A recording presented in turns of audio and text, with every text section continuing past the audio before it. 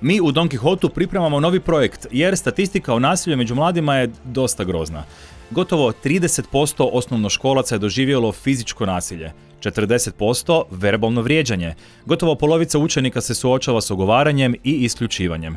I nažalost, digitalno nasilje je stvarnost za svakog drugog učenika. I zato su naši konji od sada ambasadori nenasilja. Pripremamo digitalni priručnik za edutainment program, znači edukacija kroz entertainment, na zabavan način.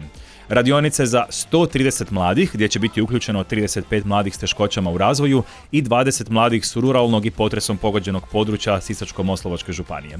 Imat ćemo 3 infopunkta po gradu i dan otvorenih vrata.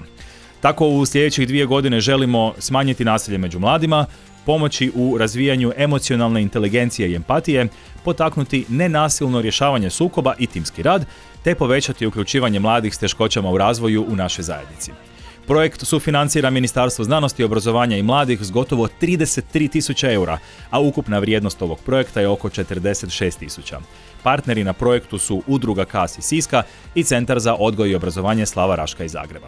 Pročitajte više o našem projektu online na donquixote.hr.